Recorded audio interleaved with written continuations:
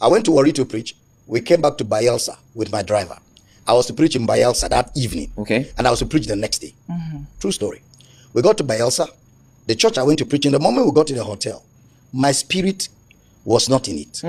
So I told my driver and my peer, I said, we're not sleeping here. I don't feel this place. My spirit is telling me to leave this place.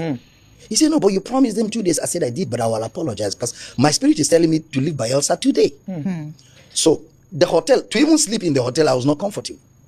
So I called one of my boys in Port Harcourt and I said, please, can you get me a truck of policemen to come to Bayelsa tonight? I'm going to finish the meeting very late so they can escort us to Port Harcourt. He said, no problem. Then my PA said, I said, don't worry, I'll take care of them. Then the pastor came a few minutes before the service. I said, Pastor, I'm only preaching for you this evening. My spirit tells me to leave Bayelsa. I'm going to leave. Please preach tomorrow. Next time I'll make it up to you. He said, no. I said, no, please, my spirit. He said, okay, no problem. So I finished preaching. We put my boxes in the car. We hit the road after preaching. I blessed them and we left for Port Harcourt. Him and the elders of the church decided to go and stay in my hotel that night and just fellowship. While they were there, hired killers came with AK-47 looking for me. Jesus. Wow. Laid all of them on the floor. They told him he has gone. He's on his way to Port Harcourt. He's not here. Wow. They said, you must produce him. The spirit told me to leave. If I had insisted to stay because I have police, it would have been very disastrous. That's the way God protects. Okay, I'll give you two more. Okay. Back then in the days, there was a place in Onitsha. Back in the days. If you're in Onitsha till 5 p.m. and you don't leave Onitsha, don't go anywhere. Back. So one time I was in Onitsha, and then we're leaving Onitsha to come back to Akwa Ibom. It was about after 5. The driver says, sir, they said it's risky. I said, but I'm preaching in Akwa Ibom tomorrow morning. We have to just find our way somehow and go. I prayed and had peace in my heart. As we left on our way back from Onitsha, at about 7 p.m., thereabout, armed robbers were on the road. They had blocked the road with drums. Oh my goodness. The driver saw it and he said, Oga, we are dead. We are dead. I said, shut up your mouth. He said, Oga, what do I do? I say, drive through the drums and don't stop. Don't stop. He said, okay. So he drove. When he came to where the drums were, he saw a little path into the bush. He swerved and swerved. As he was swerving through the bush, the exhaust of the car shot a gun. Bah! All the robbers ran away. So when we got to the front, the car went off. The driver said, Oga, we are dead. True story. So I told him, shut up. So I'm now praying and saying to God, why? What's happening? What do you want us to do here, Lord? Show me what to do. Then we had the robbers. They came out from the bush. They don't know they were in front.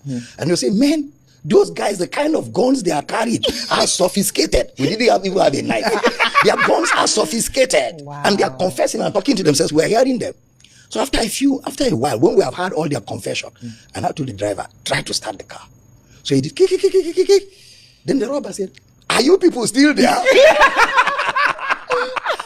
So I opened the door and I said, yes, we're here. Come and push our car. Our car refused to move. They said, no, we are not coming. No. That gun you people are carrying. Promise us that you will not shoot us. Wow. I'm not joking. So I said, no, we will not shoot you. See my hand up. There's nothing in my hand. So they now came. They say, Oga, that gun you people are using, how can we get one? Jesus. I said, push our car first. So we pushed. The car started. Okay. Then I now say to them, we don't have a gun. I'm a pastor. They say, oh, you are a pastor. So what shot? I say, it's the exhaust. He say, no wonder. He say, okay, if you're a pastor, pray for us to succeed today. Because today, we want to succeed in this the armed robbery. So I said, I'm not going to pray for you to succeed. I'm going to pray for you to know God. So I prayed for them, we blessed them, and we left. That's one encounter. Wow. See the way God protected us? Yes. Let me show you another one. I went to Kigwe to preach in Apsu. Yes. And then they kept us in a hotel in Umuahia. So every night after preaching, we come back to Umuahia. Yes. I was driving. Then I had a Mercedes Concorde. And I was the one driving it.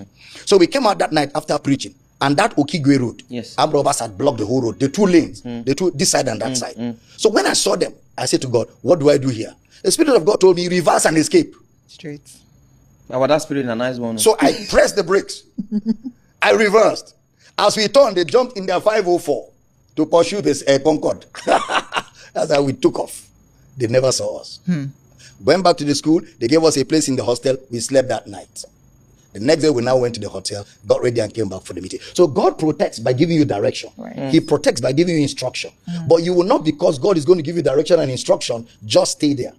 When you know the kind of environment you're in, you've got to look for protective measures. Lock your door. If you have access to some kind of bulletproof materials, put them on your door, whatever you can afford.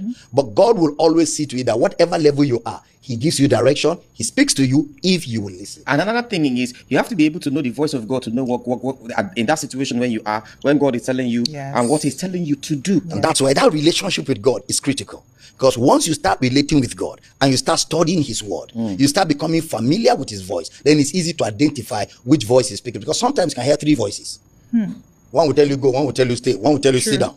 So you don't know which is which. So that's why, again, familiarizing yourself with the way God speaks in the scriptures makes it easy for you to be able to say, okay, no, God won't speak like this. God won't speak like that. This must be God. And another thing that I noticed from the two stories you told is, we must not, the lesson for me there, I might be wrong, but that's what I'm saying, that we must not expect God to speak in one way. God should not expect God said last time he said do this. Do No, you don't assume. You must always be sure you got an instruction. If you don't get an instruction, wait. Don't assume. Wait until you get that instruction. And also, don't tempt God. Don't. Thou shalt not tempt the Lord your God. Like you say, okay, I'm a fire tongue speaking. Right. No. Let me enter lion's den. No, lions will eat you up. There was a preacher in Jos who went to the lion's den some years ago in Jos, Plateau State. And he said he has fasted for days. He's going to go and tell the lions to shut up. And he moved into the lion's den. They ate him for lunch. Lions will never chop. Ate him well. So you don't tempt God.